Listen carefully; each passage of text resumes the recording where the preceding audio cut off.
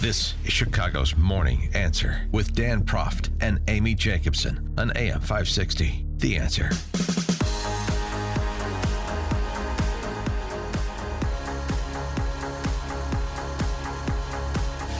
Good morning, Dan and Amy. The latest on the terrorist attack at the Pensacola Naval Air Station.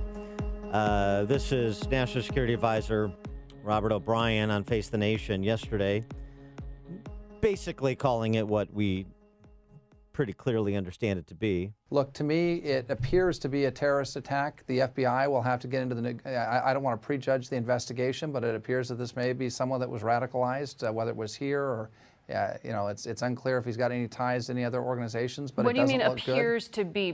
Based on what? Obviously, you're seeing intelligence that we don't know about. You Well, have credible intelligence that indicates that this might be part of a broader plot?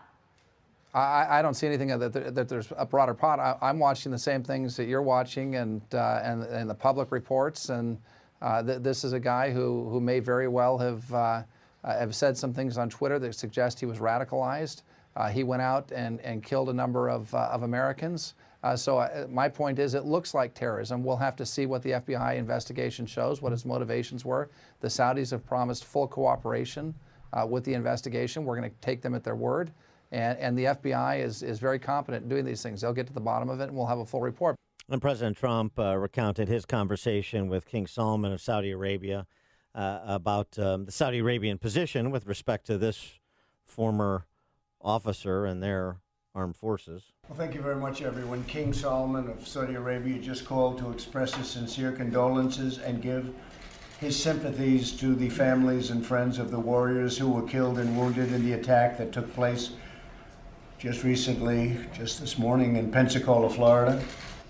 The king said that the Saudi people are greatly angered by the barbaric actions of the shooter, and that this person in no way, shape, or form represents the feelings of the Saudi people who love the American people so much. So that was just given to me by the king of Saudi Arabia, and I can tell you it's a horrible thing that took place, and we're getting to the bottom of it.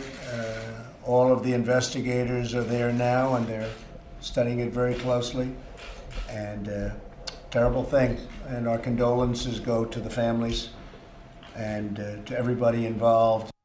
And getting to the bottom of it, AP reporting over the weekend that one of the individuals that the shooter was affiliated with filmed the shooting. Yeah. 2 others were present in a vehicle. Filming as well. 10...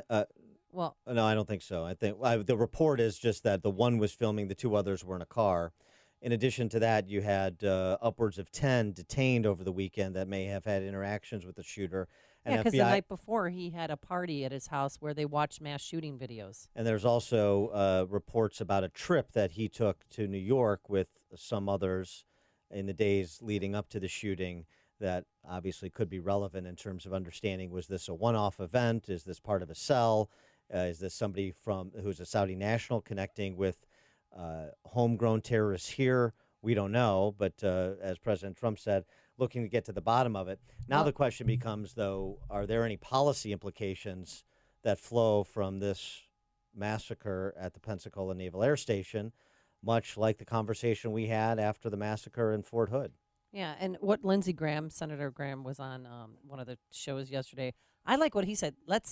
Because we're not properly vetting people. We have 5,000 plus foreigners that are here that we're training. Let's get rid of send them back home, all the Saudi nationals, until we figure this out. We need to suspend the Saudi program until we find out what happened here. I like the idea of training foreign pilots, understanding how the American system works. I like allies. Saudi Arabia is an ally, but there's something really bad here. Fundamentally, we need to slow this program down and reevaluate. I mean, at least out of respect for the victims' family members, and well, then our own national security. The larger issue, President Trump noting King Solomon's statements about the Saudi people's love for America, notwithstanding, there's a lot of evidence to suggest that there is no such love that exists among the overwhelming majority of Saudis. Then there's much more of a Salafist element that finds America, as the shooter said, evil, and not evil because they hate our freedoms. That's not what the shooter posted on his alleged Twitter account. because of the policy positions, the geopolitical stands that we take, including with the state of Israel. Yeah. So it's a little bit more complicated than some of the bumper stickers that we've been used to hearing from our politicians. They just hate us because of our freedoms. Terrorist is just a friend we haven't made yet, and sort of the conciliatory tone that was the center of the previous administration, and we don't want it to be the center of this one. And you said it earlier, 15 of the 19 9/11 terrorists were from Saudi Arabia. That kind of got lost over the weekend. Nobody mentioned that. We also have the shooter quoting quoting Bin Laden in some of his online postings.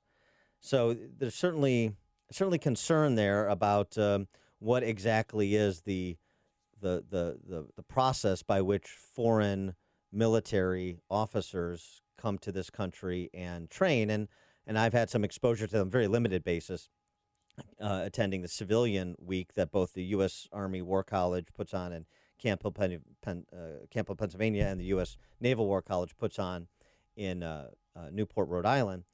And, it was interesting. It was really interesting. In my breakout sessions in Camp Hill, I got to talk to a general from Pakistan, a fighter pilot from Albania. So it was interesting. And I think the American officers, lieutenant colonels and colonels in the War College program, I think they find it valuable. Our military finds it valuable, too, for that interaction to occur. The question is the sort of the paradigm under which it occurs. Does that need to be adjusted? And for somebody who's much better positioned than me to answer that question, we're pleased to be joined by Lieutenant Colonel Jim Carafano, Vice President of Catherine and Shelby Cullum Davis Institute for International Studies at the Heritage Foundation. Jim, thanks for joining us. Appreciate it. Hey, good to be with you. So what about what Lindsey Graham had to say and how we should think about that aspect of military training that goes on in this country? Well, it's not unusual for me to disagree with Lindsey Graham. So there you go. We're consistent. Okay. We bring many thousands of most of it's what's called IMAT, individual military. I forget what the E stands for, training. So thousands of individuals over here. We train, for example, all the German fighter pilots. We train most of the country's artillery people in Fort Sill, Oklahoma. We've been many thousands of Saudi officers on a whole range of things. So reviewing the program makes perfect sense. This to me is a shocker. The Saudis are usually so good at vetting people. I mean, I cannot remember an issue with a Saudi officer ever in my long career in dealing with this. So to me, it's a shocker that somebody like that got through. I don't think it calls for suspending the program. I think that's incredibly overreach. But certainly reviewing how this could possibly happen makes perfect sense. The number one issue that we normally have with these folks when they come here is people go AWOL and just want to stay.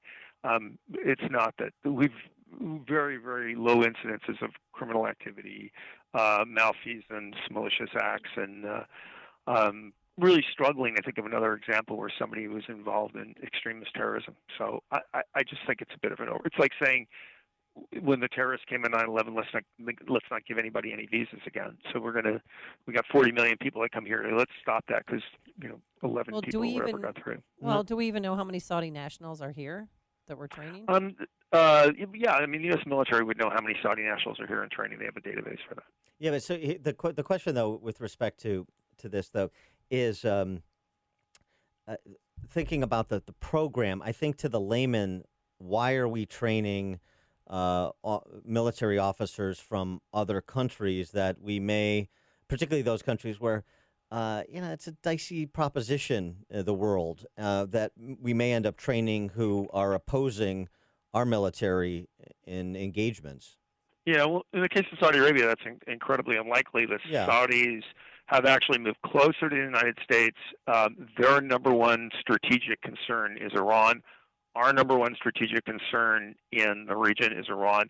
There's actually been never closer alignment between Saudi Arabia and the United States. The Saudis have actually gotten much closer to Israel because they see Israel as common cause in dealing with Iran. And so, what this administration has been trying to do, which is to have a sustainable foreign policy, which means others need to step up and do better for their own defense. The Saudis are doing a lot of that. We're selling them a lot of this equipment. If we don't train their officers on how to use it, it's just kind of wasted. Well, but just let me just extend this a bit. Use the example I gave when I was at the Army War College, interacting, and he was a perfectly interesting guy and gentleman as far as I knew. But this Pakistani general, Pakistan's a little bit more of a dicey proposition, isn't it? It certainly has been, which is why foreign aid was dwindled to zero. The obvious belief that they were harboring bin Laden in Abbottabad. So what about that as an example? So why are we educating their military if we don't have full confidence? Pakistan's a really good example because we've actually cut off IMET or foreign trading assistance on and off over the years with Pakistan. I, for example, was supposed to go to the Pakistani War College, and that just got cut off because I forget what Pakistan did at the time. So we actually do kind of ramp this up and ramp this down when people don't cooperate. Some of that, of course, is good because you are kind of gaining insight into other people. Probably the most famous foreign officer ever to visit the United States is a guy named Yamamoto. That didn't work out so well. But back in Pearl Harbor. Yeah. So even with countries that you're not super friendly with, a little bit of foreign officer exchange to help build, situational awareness is valuable. But the kind of thing that this program is very, very mundane stuff that we traditionally do with all kinds of countries that we work with, which is, give them expertise on how to use the stuff that we sell them. I know, and it's really a shame that the 10 people that were at that dinner party the night before, that watching the mass shooting videos, that they didn't turn him in. They didn't say something. So I think they're culpable as well, don't you? I've only been doing this for 20-something years. My number one message is always the facts will come out. On these things, usually within a few days, we get tons of verifiable facts of exactly what happened. I always say, let's wait till the information all comes out. But the whole kind of see something, say something thing really seemed to fail there. So there's absolutely space here to review what happened, both from the U.S. and the Saudi perspective. But I wouldn't do something just draconian as shutting the program down. That would be, cutting off your nose to spite your face kind of stuff. Let's skip over to China. 6 months after 1 million people marched against the Chinese government in Hong Kong, almost 1 million people did it again, so showing no signs of dissipating the attitude of the freedom fighters. Is this having a material impact? I was sort of stunned to see this comment from Arthur Waldron, who's a professor of international relations at the University of Pennsylvania. He said, I believe China is in the stage of disintegration. It's something that you don't see immediately. That seems to me really optimistic. Is this a guy that's drawing a paycheck from somebody? I would just, we actually, Pennsylvania. We actually see the opposite of that. I mean, this has had zero impact on the mainland. You've got 1 million people marching in the speech in the streets in Hong Kong. You have 1 million people in detention camps, and the Chinese people seem relatively oblivious to this. The only thing that really seems to broadly impact Chinese domestic policy is economics. I mean, when the economic growth starts to slow down and dry up, then I think, but the political freedoms, because they have none, the fact that other people are losing their political freedoms, most Chinese people shrug their shoulders at that. Like, we don't have any. No, I understand. But I think what he's saying, I mean, to give him a little bit of the benefit of the doubt, I think he's trying to put it in context to say, when Reagan took office, nobody thought by the end of the decade the Soviet Union would be gone. And China's on that trajectory for both reasons, not just because they've lost their standing in the world as any sort of good actor. Not even Tom Friedman can defend them anymore with those weaker concentration camps. And then the economy, in part because of the Trump administration's policies, is sputtering. Well, I think there's a difference between China and the Soviet Union. The Soviet Union was largely a one-dimensional global power. China is much more multidimensional, has much more economic resources, much more interconnections to the rest of the world. So I would completely agree that the Chinese brand has simply gotten trashed in the last couple of years, and it's unbelievable to see people kind of stand up and recognize that. And the Chinese have never gotten more pushback. So certainly, and their economy is slowing. There's no question about that. The price of global oil just dropped because Chinese manufacturing is slowing down. So, Greta, what's her name, ought to be happy. But China's got a bigger cushion than the Soviet Union did.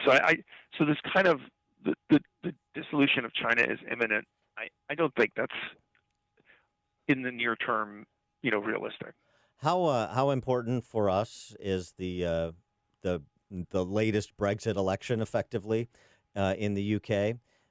You've got Jeremy Corbyn on one side. I mean, and I really respect the transparency of the left British press, saying you don't have to like him, you don't have to be an anti-Semite to vote for him. We just have to stop Boris Johnson and Brexit. It's really remarkable coverage.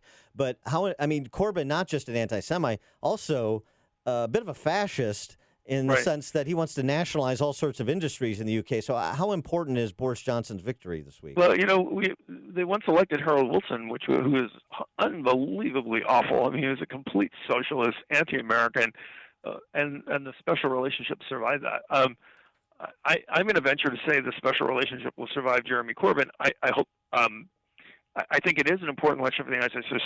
First of all, I think economically it's potentially super important. A U.S. British FTA, I think, could be incredibly stimulating both for the United States and Europe in terms of economic growth. I think Boris Johnson is much stronger on dealing with China. He's much stronger on dealing with Iran. I mean, I think they've really been distracted by Brexit and all these things. So from a foreign policy perspective, much better partner for the United States. Yeah, so there's lots of upsides for the U.S. to a Boris Johnson victory, and nothing but utter frustration and lost opportunity if the other guy wins. Lieutenant Colonel Jim Carafano, Vice President of the Catherine and Shelby Cullum Davis Institute for International Studies at the Heritage Foundation. Jim, thanks as always for joining us. Appreciate it. Thanks for having me. And he joined us on our turnkey.pro answer line. Listen to Dan and Amy on your smartphone. Download the AM560 mobile app today at 560theanswer.com/mobile.